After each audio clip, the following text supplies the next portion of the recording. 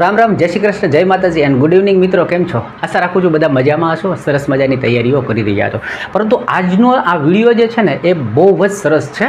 આપણે એક સ્ટુડન્ટે કાલ દાખલો મોકલ્યો કે સર તમે ઘણું બધું કરાવો છો, એમાં એક એવી પેટર્ન છે, એવો દાખલો છે કે મને બી એમ મજા આવી ગઈ.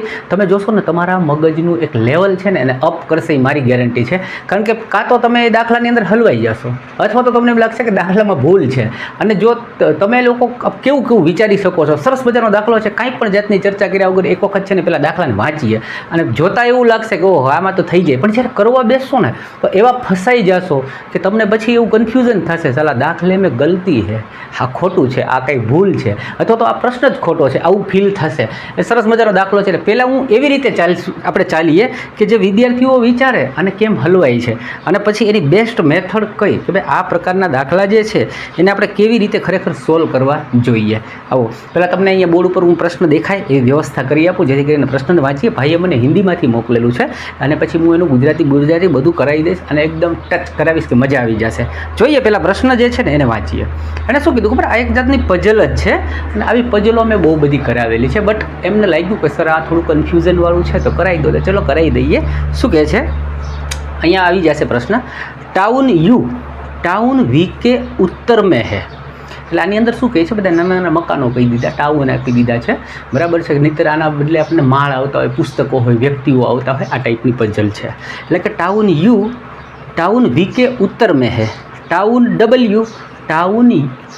યુ કે પૂર્વ મેં હે, ટાઉન ડબલ્યુ કે દક્ષિણ મેં હે, ટાઉન વાય, થોડું પેશન રાખજો, આ બધું સમજાવીશ ગુજરાતીમાં, એટલે આમ થોડી કિંમત રાખજો. ટાઉન વાય, બીજી લીટી વાંચી રહ્યા છીએ, टाउन एक्स के पश्चिम में है, टाउन वाई के दक्षिण पश्चिम में है, टाउन वाई के संदर्भ में टाउन यू की स्थिति पहचानिए.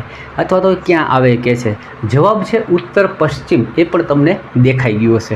હવે જુઓ જેમ લખ્યું છે ને એમ આપણે કરતા જઈએ ને એટલે આપણે એવા સલવાઈ જશું ને કે આપણને એમ થાય કે આ દાખલો યા તો સોલ્વ નહીં થાય, કાં તો આ દાખલામાં ભૂલ છે. કરીએ એટલે ખબર પડશે હું શું કહેવા માગું છું, બરાબર. હવે જુઓ એણે જે કીધું ને મેં લખી દીધું, એને ટાઉન શબ્દ વાપર્યો તો ટાઉન યુ ઓ વી કે ઉત્તર મેં હે, મેં ગુજરાતીમાં લખી નાખ્યું. યુ એ વીના ઉત્તરે છે, ડબલ્યુ એ યુના પૂર્વે છે, એક્સ એ ડબલ્યુના દક્ષિણે છે, વાય એ એક્સના પશ્ચિમે છે, વી એ વાયના દક્ષિણ પશ્ચિમે છે. તો પછી વાયના સંદર્ભ યુની સ્થિતિ શું, આવું આપણને પૂછવામાં આવ્યું.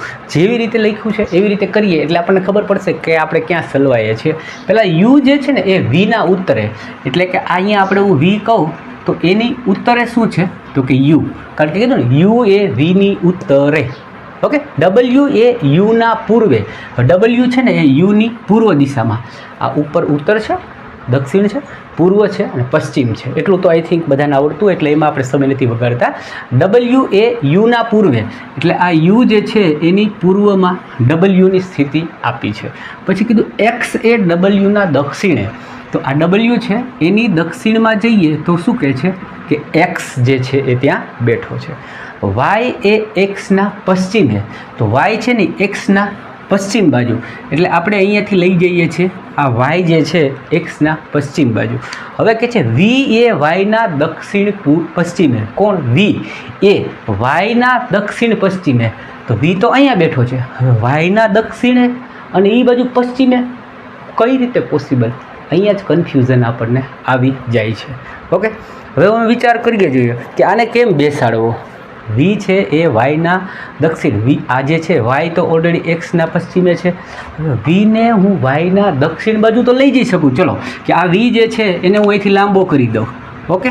તો એ આપણે એમ કહીએ કે વી એ વાયના દક્ષિણે આવી ગયો, બરાબર.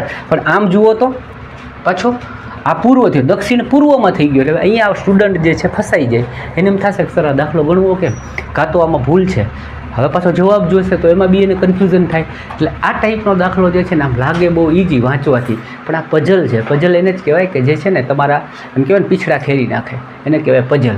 હવે આને હું કેવી રીતે ટચ કરવું અને કેવી રીતે આપણે સોલ્વ કરવું, રિયલી વસ્તુ શું છે, મેથડ કઈ છે, કઈ રીતે કરવું, એ હું તમને સમજાવું, બરાબર.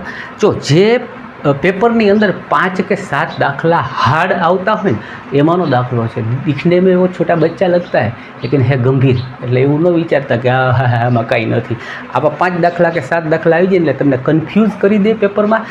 આવડતું હોય ને એની ઉપર હાવી થઈ જાય, તમારું એમ થઈ આવડતું હોય એ પણ રહી જાય। આને સોલ્વ કેમ કરવું? હવે જુઓ, આવી પ્રેક્ટિસ છે ને એ અત્યારે તમે કરીને ગયા હોય ને બહુ જ ફાયદો કરે। આને તમે ઓબ્ઝર્વ કરો ને તો આમાં તમને એક વાત જોવા મળશે, શું કે એક વી છે ને એ અહીંયા પણ એનો ઉલ્લેખ છે, એક અહીંયા પણ ઉલ્લેખ છે। કોઈ એક વસ્તુ છે ને 2 વાર આવી તો આપણે શરૂ જ એને એવી રીતે કરવાનું કે જે વસ્તુ 2 વાર આવે છે ને ત્યાંથી જ સ્ટાર્ટ કરવાનું, જેથી કરીને આપણે એ કન્ફ્યુઝનોમાંથી બહાર નીકળી શકીએ। કેવી રીતે? તો જો પહેલાં તો વી છે ને એ વાયના દક્ષિણ પશ્ચિમે, ઓકે, તો હું એમ કહું છું કે આ વી છે એ કોના? વાયના દક્ષિણે। એટલે હું સીધું અહીંયા મૂકું તો વાયની નીચે થઈ ગયો, પણ દક્ષિણ અને પશ્ચિમ એટલે અહીંયા વાય મૂકું છું તો આ એનો નીચેનો ભાગ દક્ષિણે થયો અને પશ્ચિમ બાજુ પણ થોડુંક કહી શકાય। ઓકે, એટલે આ લાઈન જે છે એ મેં કમ્પ્લીટ કરી લીધી। હવે ઉપરથી હાલીએ, યુ એ વીના ઉત્તરે, કોણ? યુ છે ને એ વીની ઉત્તરે, એટલે આને આપણે આમ કરી દઈએ, આ યુ છે એ વીની ઉત્તર બાજુ થઈ ગયો। ડબલ્યુ એ યુના પૂર્વે, કોણ? ડબલ્યુ છે એ યુની પૂર્વ દિશામાં, કોણ? તો કે ડબલ્યુ એ યુના પૂર્વે। ઓકે, એક્સ એ ડબલ્યુના દક્ષિણે। હવે અહીંયાથી આપણે દક્ષિણ બાજુ લઈએ કોને? એક્સને, એટલે કે હું અહીંયાથી કરું છું આ એક્સ જે છે એ ડબલ્યુના દક્ષિણે, વાય એ એક્સના પશ્ચિમે। ઓકે, હવે આને મેં થોડુંક નીચે લઈ લીધું છે પણ મારે તો લાવવાનું છે દક્ષિણે જ, એટલે હું એક્સને અહીંયા રાખું। ઓકે, હવે જુઓ જી, વાય એ એક્સના પશ્ચિમે, તો આ એક્સ છે એના પશ્ચિમ બાજુ વાય છે કે નથી? ઓકે, છે, કારણ કે આપણે ડ્રો કર્યું તો થોડુંક નીચે સુધી કરી નાખ્યું, તો તમામ વસ્તુને મેં આની અંદર બેસાડી દીધી, એકેય વસ્તુ બાકી રહી નહીં। હવે એણે પૂછ્યું વાયના સંદર્ભે, એટલે વાય છે એના સંદર્ભે યુની સ્થિતિ। હવે જુઓ, યુ છે એ આમ સીધો હોત તો ઉત્તર તરફ થાત, પણ ઉત્તરથી સહેજ પશ્ચિમ બાજુ છે આ, બરાબર, આમ ક્રોસમાં છે। તો વાય જે છે એ અહીંયા આપણે પૂછ્યું છે વાયના સંદર્ભે, એટલે વાયના સંદર્ભે યુની સ્થિતિ, યુ ક્યાં છે? તો કે ઉત્તર પશ્ચિમ બાજુ છે। મજા આવી એવો દાખલો હતો ને? ખરેખર વિચારવામાં થોડુંક આપણને એમ કહેવાય કે લેવલ અપ લઈ જાય એવો પ્રશ્ન હતો, જો તમે કદર કરી હોય આની તો, બરાબર। એટલે એક પરમારભાઈ કરીને છે, એમણે આપણને અમદાવાદ સાઈડથી આ ક્વેશ્ચન્સ મોકલ્યો છે અને કીધું સર આ થોડોક કન્ફ્યુઝન કરે છે, આવું કંઈક સમજાવો ને, તો કીધું કંઈ વાંધો નહીં, તમને સમજાવી દો। મને આશા છે કે આ પ્રશ્ન જોઈને ખરેખર તમને મજા આવી હશે।